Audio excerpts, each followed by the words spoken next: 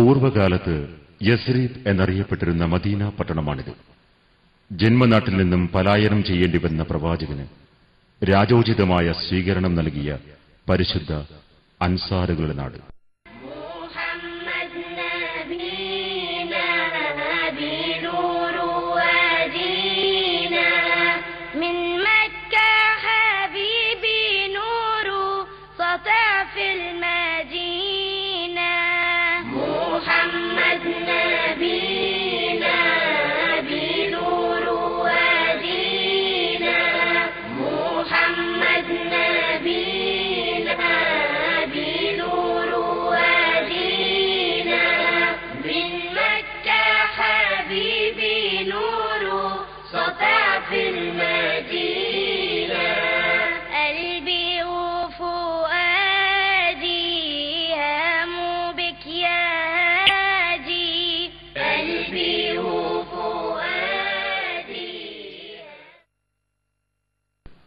നബി തിരുമേനിക്ക് പ്രവാചകത്വം ലഭിച്ചതും തുടർന്ന് പ്രബോധനം ആരംഭിച്ചതുമെല്ലാം മക്കയിലായിരുന്നെങ്കിലും സത്യദീനിന്റെ വെളിച്ചം ലോകം മുഴുവൻ പ്രസരിച്ചത് മദീനയിൽ നിന്നായിരുന്നു.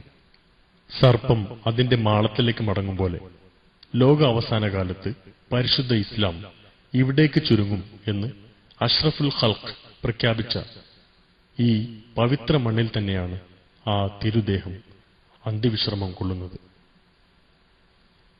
മസ്ജിദുൻ നബവിയുടെ അകത്തേക്ക് പ്രവേശിക്കാൻ 13 പ്രധാന കവാടങ്ങളും 81 സാധാരണ കവാടങ്ങളുമുണ്ട്. 7 ലക്ഷം പേർക്ക് ഒരേ സമയം നമസ്കരിക്കാൻ സൗകര്യമുള്ള ഈ മസ്ജിദിനകത്ത് നിന്നും അരമണിക്കൂറിനുള്ളിൽ തീർത്ഥാടകർക്ക് പുറത്തേക്ക് കടക്കാൻ ഈ സൗകര്യങ്ങൾ കൊണ്ട് സാധിക്കുന്നു. നമസ്കാരത്തിനിടയ്ക്ക് കേൾക്കുന്ന കൊച്ചുകുട്ടികളുടെ ഉച്ചത്തിലുള്ള കരച്ചിൽ ഏകാഗ്രതയ്ക്ക് ഒരു ഭംഗവും വരുത്തുന്നില്ല എന്നത് അത്ഭുതകരമായി തോന്നി.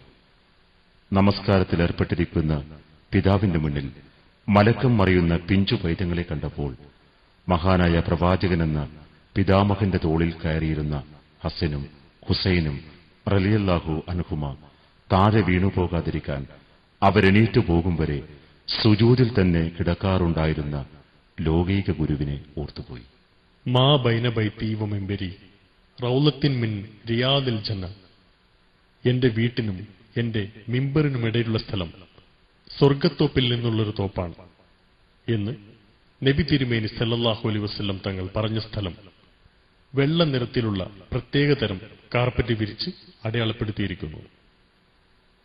മസ്ജിദുൻ നബവിയുടെ ഏറ്റവും മുന്നിലുള്ള ഈ അനുഗ്രഹീത സ്ഥലത്തെത്തിപ്പറ്റാനും 2 റക്അത്ത് നമസ്കരിക്കാനും ശാന്തമായ മനസ്സോടെ അല്പം ഖുർആൻ പാരായണം ചെയ്യാനും ഉരുകുന്ന കൽബൊന്ന് തുറന്ന് ഉള്ളുരുകി പ്രാർത്ഥിക്കാനും ലോകത്തിന്റെ മുക്കുമൂലകളിൽ നിന്നെത്തിയ തീർത്ഥാടക ലക്ഷം കാണിക്കുന്ന ആവേശം പരിശുദ്ധ കഅബ പരിസരം കഴിഞ്ഞാൽ ഭൂമിയിലെ ഏറ്റവും പുണ്യമേറിയ സ്ഥലം ഇതാണെന്ന് അടിവര കുറിക്കുന്നു.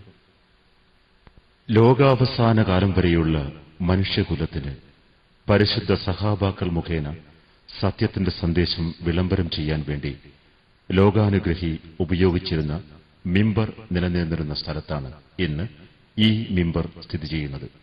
വെള്ളിയാഴ്ച തോറും ഇമാം ഉത്ബോധന പ്രസംഗം നടത്തുന്നത് ഈ മിമ്പറിൽ നിന്നാണ്. പരിശുദ്ധ നബിയുടെ തിരുനെറ്റിത്തടം പലതവണ പതിഞ്ഞ ഈ മിഹ്റാബ് സ്വർഗത്തോപ്പിനകത്ത് സ്ഥിതി ചെയ്യുന്നു.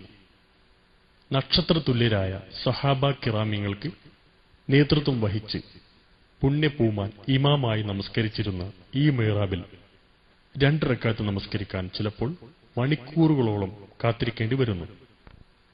ഇതേ മിഹ്റാബിൽ വെച്ച് നിസ്കരിക്കുമ്പോഴാണ് നീതിയുടെ പര്യായം, ധിക്കാരികളുടെ പേടിസ്വപ്നം, അറേബ്യൻ സിംഹം ഉമർ ഇബ്നുൽ ഖത്താബ് റളിയല്ലാഹു അൻഹു വധിക്കപ്പെട്ടത്. ഇവിടെ ലോകാനുഗ്രഹിയും അനുഗ്രഹീത രത്നങ്ങളും അന്ത്യവിശ്രമം കൊള്ളുന്നു. ദീനിന്റെ സുഭക സോപാനത്തിലേക്ക് ഹിദായത്തിന്റെ മഹിത ശോഭയുമായി നമ്മെ വഴി നടത്തിയ അഷ്റഫുൽ ഖൽക്കിന്റെ തിരുഖബറിനടുത്തെത്തിയാൽ പിടയാത്ത ഹൃദയങ്ങൾ വളരെ ചുരുക്കം. അനാചാരങ്ങളുടെയും അന്ധവിശ്വാസങ്ങളുടെയും കൂരിരുട്ടിൽ നിന്നും നമുക്ക് ദീനീമോക്ഷവും ശുദ്ധിമാർഗങ്ങളും കാട്ടിത്തന്ന പ്രവാചകന്റെ തിരുസന്ദേശം ലോകം ഒരനുഗ്രഹമായി കൊണ്ടാടുന്നു. സച്ചരിതരായ പൂർവസൂരികളിലേക്കുള്ള പാത സുഗമമാക്കി തന്ന അന്ത്യപ്രവാചകനെ ജീവന് തുല്യം അല്ല, ജീവനേക്കാൾ സ്നേഹിക്കാത്ത ഒരാൾക്ക് ദീനിൽ സ്ഥാനമേയില്ല. ലോകത്തിന്റെ ഏത് കോണിൽ നിന്ന് സലാം പറഞ്ഞാലും പ്രവാചകന് അത് എത്തിച്ചു കൊടുക്കാൻ പ്രപഞ്ചനാഥൻ പ്രത്യേകം മലക്കുകളെ നിയോഗിച്ചിട്ടുണ്ടെങ്കിലും നേരിട്ട് ചൂടോടെ അത് ഏൽപ്പിക്കാൻ വിശ്വാസികൾ കാണിക്കുന്ന തിടുക്കത്തിനും ആവേശത്തിനും ദേശഭാഷ വർണ്ണവ്യത്യാസത്തിന്റെ അതിർവരമ്പുകളില്ല. പ്രവാചകൻ ഈ ലോകത്തോടുകൂടെ പറഞ്ഞ ആയിഷ റളിയല്ലാഹു അൻഹയുടെ വീട്ടിൽ തന്നെയാണ് ആ തിരുദേഹം ഖബറടക്കിയത്. പിത്തള ചുവരിന്റെ മധ്യഭാഗത്തുള്ള വാതിലിലെ ആദ്യ ദ്വാരത്തിൽ കണ്ണു ചേർത്ത് വെച്ച് സ്നേഹത്തോടെ ഞങ്ങൾ മൊഴിഞ്ഞു, അസ്സലാത്തു വസ്സലാമു അലൈക യാ റസൂലല്ലാഹ്.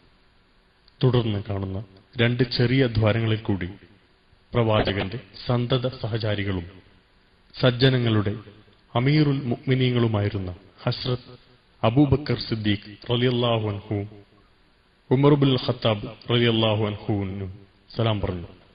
കാലത്തിന്റെ അനുസ്യൂത പ്രയാണത്തിനിടക്ക് സഹാബാക്കൾക്കും താബിയുകൾക്കും താബിയുകൾക്കും പുറമെ തൗഹീദിലെ പ്രചാരകരായും സത്യദീനിന്റെ സന്ദേശകരായും നിയോഗിച്ച എത്രയെത്ര പൂർവസൂരികൾ ഈ തിരുസവിധത്തിനെത്തി സലാം പറഞ്ഞു കഴിഞ്ഞു.